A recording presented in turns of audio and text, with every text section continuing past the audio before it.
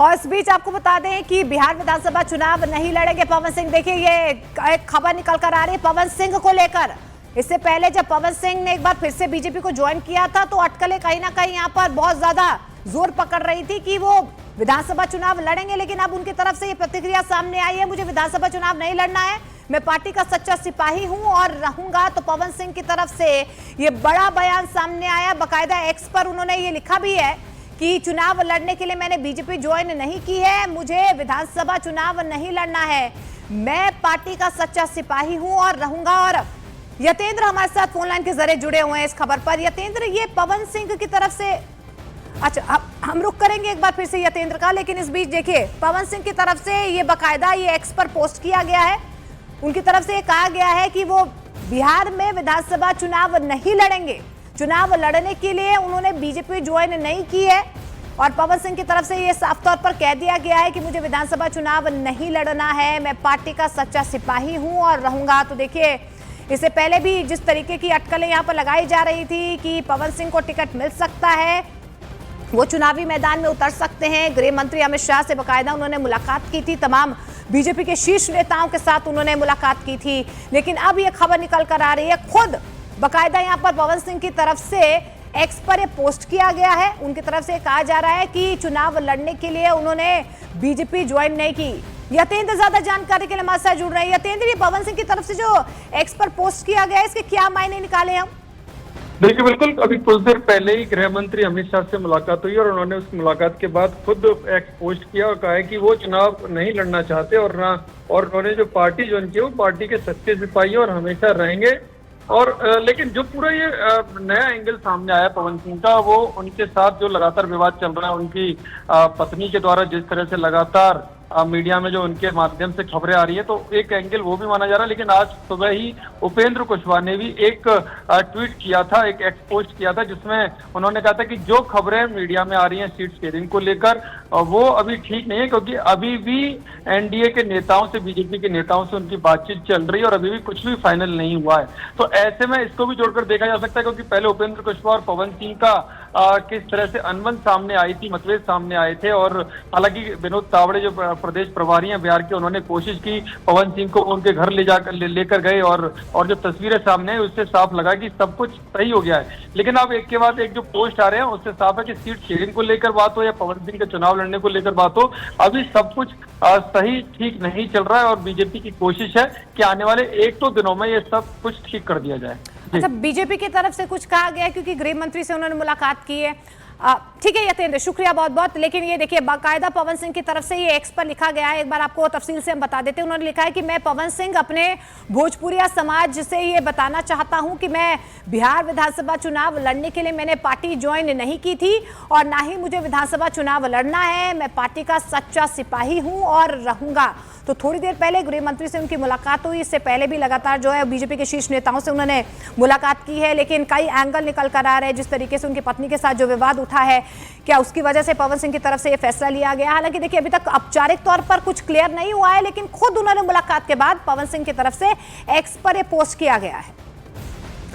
आगे बढ़ते, लखनऊ में जयप्रकाश नारायण इंटरनेशनल सेंटर में जबरन घुसे समाजवादी पार्टी के कार्यकर्ता, ये खबर निकल कर आ रही है। देखिए पुलिस के कड़े पहरे के बीच 2 समाजवादी पार्टी कार्यकर्ताओं ने अंदर घुसकर जयप्रकाश नारायण की प्रतिमा पर माल्यार्पण किया है। पिछले साल भी हमने देखा था कि किस तरीके से समाजवादी पार्टी के अध्यक्ष अखिलेश यादव बिना परमिशन के, बिना अनुमति के जयप्रकाश नारायण सेंटर में 8 फीट ऊंची दीवार फांदकर अंदर पहुंचे थे और जेपी नारायण को श्रद्धांजलि उन्होंने अर्पित की थी। इस बार फिर से उन्हें परमिशन नहीं दी गई थी, लेकिन अब यह खबर निकल कर आ रही है कि लखनऊ में जयप्रकाश नारायण इंटरनेशनल सेंटर में 2 समाजवादी पार्टी के कार्यकर्ता वो जबरन घुसे हैं पुलिस के कड़े पहरे के बीच, क्योंकि जिस तरीके से पिछले साल तस्वीरें सामने आई थी उसके बाद सुरक्षा के कड़े इंतजाम यहां पर किए गए थे, मूर्ति के आसपास बैरिकेडिंग की गई थी, बकायदा सुरक्षा बलों की तैनाती वहां पर की गई थी। लेकिन अब ये खबर निकल कर आ रही है, तस्वीरें भी सामने आ चुकी है। देखिए जबरन किस तरीके से यहाँ पर समाजवादी पार्टी के कार्यकर्ता घुसे। अमित सिंह ज्यादा जानकारी के लिए हमारे साथ जुड़ रहे हैं। अमित, ये क्या खबर है कि 2 कार्यकर्ता कड़े पहरे के बीच अंदर घुस गए, जयप्रकाश नारायण की प्रतिमा पर माल्यार्पण किया, ये कब घुसे, कब की ये खबर है, कब की तस्वीरें जो हम दिखा रहे हैं दर्शकों को? देखिए, दावा तो यही किया जा रहा है कि आज ही वो घुसे हैं, आज प्रातःकाल वो घुसे हैं और जाकर माल्यार्पण किए हैं जयप्रकाश नारायण की 8 फीट की ऊंची प्रतिमा पर। देखिए, इस वक्त हम मौजूद हैं JPNIC बिल्डिंग के ठीक सामने और जो मैं तस्वीरें आपको दिखाने जा रहा हूं, देखिए यहाँ पर टीन का एक दीवार खड़ा किया गया है, इसके पीछे एक और दीवार है, JPNIC की ये बिल्डिंग है, इसके अलावा पीछे लखनऊ डेवलपमेंट अथॉरिटी की तरफ एक बिल्डिंग है। और मैं आपको दिखाऊं कि ये किले रूप में तब्दील हो गया, सुरक्षा के पुख्ता इंतजाम है। इसके बावजूद दो जो समाजवादी पार्टी के नेता है, एक तो प्रदेश अध्यक्ष समाजवादी पार्टी का है छात्र सभा के, और इस सड़क को पूरी तरीके से बंद कर दिया गया है, चाहे आगे की तरफ के सड़क हो JPNIC बिल्डिंग का या फिर पीछे की तरफ का सड़क हो। जरा मैं अपने वीडियो जर्नलिस्ट कमलेश से कहूंगा कि दूसरी तरफ का सड़क दिखाए। इस सड़क पे एक भी गाड़ी, एक भी आम आदमी आपको नहीं दिखेगा। पूरी तरीके से इसको बंद किया गया है, इसको सील किया गया है, हर आने जाने वालों पर पैनी नजर है। इसके बावजूद जो दावा किया गया है समाजवादी पार्टी के नेताओं के द्वारा कि उनके जो 2 छात्र नेता हैं वो दोनों आज ही जाकर माल्यार्पण कर चुके हैं जयप्रकाश नारायण के प्रतिमा पर। देखिए, पिछले साल हमने देखा था किस तरीके से यहाँ पर राजनीति हुई थी जयप्रकाश नारायण की जयंती पर। इसी दीवार को फांद कर अखिलेश यादव जो है वो एंटर किए थे, इसी दीवार को फांद कर। लेकिन इस बार अखिलेश यादव ने बीते कल ही ये साफ कर दिया था कि वो इस बार वो JPNIC बिल्डिंग में नहीं जाएंगे और वो जो JP की जयंती है वो पार्टी कार्यालय में ही मनाएंगे। अब से जो खबर निकल कर आ रही है कि थोड़ी देर बाद अखिलेश यादव सीधे अपने आवास से पार्टी कार्यालय जाएंगे और वहीं पर जयप्रकाश नारायण की जयंती मनाएंगे। जी, शुक्रिया अहमद फिलहाल इस तमाम जानकारी के लिए। आगे बढ़ते, अखिलेश यादव का फेसबुक अकाउंट एक बार फिर से एक्टिव हो चुका है। मेटा ने इस अकाउंट को एक्टिव किया है। जानकारी मिल पा रही कि कल अखिलेश यादव का फेसबुक अकाउंट सस्पेंड किया गया था।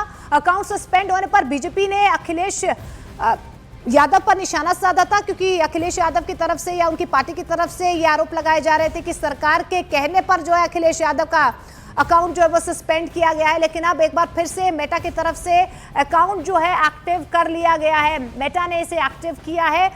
तकनीकी खामियां थी, उसी के कारण जो है फेसबुक अकाउंट जो है सस्पेंड हो गया था अखिलेश यादव का। और समाजवादी पार्टी की तरफ से ये आरोप लगाए जा रहे थे कि सरकार के कहने पर ऐसे किया गया है, लेकिन फिर से अब उनका अकाउंट जो है वो एक्टिव हो चुका है। समाजवादी पार्टी के लोग किसी भी बात पर हल्ला बोल सकते हैं, बिना विचारे, बिना सोचे समझे किसी भी बात पर हल्ला शुरू कर देते हैं। सोशल मीडिया के अकाउंट के सस्पेंड किए जाने को लेकर के जो हल्ला उन्होंने मचाना शुरू किया था, हड़ताल नहीं की होगी, टेक्निकल ग्लिच भी होता है भाई।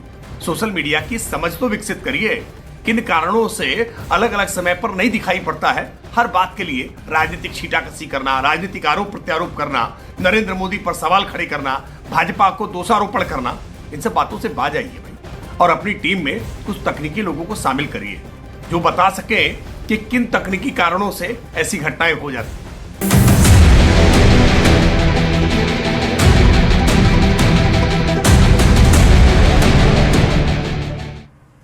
और नोबेल शांति पुरस्कार के ऐलान के साथ ही अमेरिकी राष्ट्रपति डोनाल्ड ट्रंप का वो सपना चकनाचूर हो गया जिसका वो अपने दूसरे कार्यकाल में बेसब्री से इंतजार कर रहे थे।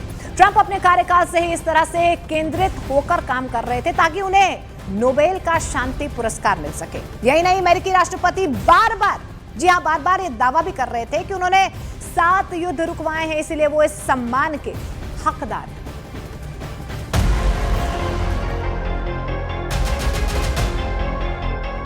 The Nobel Peace Prize for 2025 to Maria Corina Machado.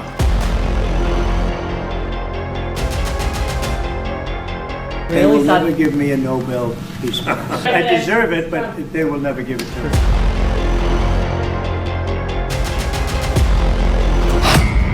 Trump हैरान, पुतिन परेशान, नेतन्याहू निराश। विश्व की ये 3 बड़ी हस्तियां उस वक्त उदास हो गईं जब नोबेल के शांति पुरस्कार का ऐलान हुआ। वजह ये थी कि इस साल नोबेल का शांति पुरस्कार अमेरिकी राष्ट्रपति डोनाल्ड ट्रंप को नहीं मिला। दरअसल बीते कुछ महीनों से ट्रंप नोबेल शांति पुरस्कार के हकदार होने का दावा कर रहे थे। If you stop Russia and Ukraine, sir, you should be able to get the Nobel. I said, I stopped 7 wars. Will you get the Nobel Prize? Absolutely not. They'll give it to some guy that didn't do a damn thing. They'll give it to a guy that wrote a book about the mind of Donald Trump. 2019 में उनके मुताबिक उन्होंने बीते 7 महीने में 7 युद्ध रुकवाए, इसलिए उन्हें नोबेल शांति पुरस्कार मिलना चाहिए। लेकिन जब ज्यूरी ने नोबेल शांति पुरस्कार के लिए वेनेजुएला की एक्टिविस्ट मारिया कोरिना मचाडो के नाम का ऐलान किया तो डोनाल्ड ट्रंप निराश हो गए। उनका एक अजीबोगरीब बयान सामने आया। ट्रंप ने कहा कि जिसे नोबेल पुरस्कार मिला है उसने उन्हें कॉल कर कहा कि वो ये सम्मान उनकी इज्जत में ले रही हैं, क्योंकि असल में ये मुझे मिलना चाहिए था। The person who actually got the Nobel Prize called me and said, I'm accepting this in honor of you because you really deserved it. That was a very nice thing to do. I didn't say then give it to me though. I think she might have. She was very nice. Nobel शांति पुरस्कार committee से सिर्फ Donald Trump ही नहीं बल्कि उनके नए दोस्त रूस के राष्ट्रपति व्लादिमीर पुतिन और इजराइल के प्रधानमंत्री बेन्यामिन नेतन्याहू भी निराश नजर आए। रूस के राष्ट्रपति व्लादिमीर पुतिन ने तो यहाँ तक कह दिया कि नोबेल कमेटी ने कई बार ऐसे लोगों को पुरस्कार दिया है जिन्होंने शांति के लिए कुछ भी नहीं किया। There have been cases when the Nobel Prize Committee gave the Peace Prize to people who did nothing for peace. And in my opinion, those decisions damaged the prize's authority. Donald Trump को Nobel का शांति पुरस्कार न मिलना सिर्फ Putin को ही नहीं बल्कि Israel के पीएम बेन्यामिन नेतन्याहू को भी अखर रहा है। तकलीफ में उनका बयान भी सामने आया। सोशल मीडिया प्लेटफॉर्म एक्स पर लिखा कि नोबेल समिति शांति की बात करती है, लेकिन अमेरिकी राष्ट्रपति डोनाल्ड ट्रंप उसे हकीकत में बदलते हैं। उन्होंने आगे लिखा कि फैक्ट खुद बोलते हैं कि राष्ट्रपति ट्रंप ही नोबेल के असली हकदार हैं। डोनाल्ड ट्रंप से पहले 4 अमेरिकी राष्ट्रपति नोबेल शांति पुरस्कार जीत चुके हैं। जिमी कार्टर के अलावा बाकी तीनों को यह पुरस्कार तब मिला जब वे राष्ट्रपति पद पर ही थे। यानी डोनाल्ड ट्रंप भी कुछ ऐसी ही उम्मीद कर रहे थे कि उन्हें भी नोबेल शांति पुरस्कार मिल जाएगा, लेकिन अब जब ये सम्मान नहीं मिला तो जाहिर है निराशा सामने आएगी। ट्रंप को नोबेल शांति पुरस्कार न मिलने पर व्हाइट हाउस की तरफ से भी तीखा बयान आया है। व्हाइट हाउस ने डोनाल्ड ट्रंप को नजरअंदाज किए जाने को लेकर नोबेल समिति की आलोचना की। व्हाइट हाउस ने नोबेल समिति पर आरोप लगाया कि उन्होंने शांति की बजाय राजनीति को प्राथमिकता दी। व्हाइट हाउस के प्रवक्ता स्टीवन चेउंग ने एक्स पर लिखा कि राष्ट्रपति ट्रंप शांति समझौते करते रहेंगे, युद्ध समाप्त करते रहेंगे और जानें बचाते रहेंगे। उनका दिल एक मानवतावादी है। यही नहीं, डोनाल्ड ट्रंप को नोबेल शांति पुरस्कार न मिलने का एक इफेक्ट सामने आया। गुस्साए ट्रंप ने चीन के ऊपर 100% एक्स्ट्रा टैरिफ लगा दिया।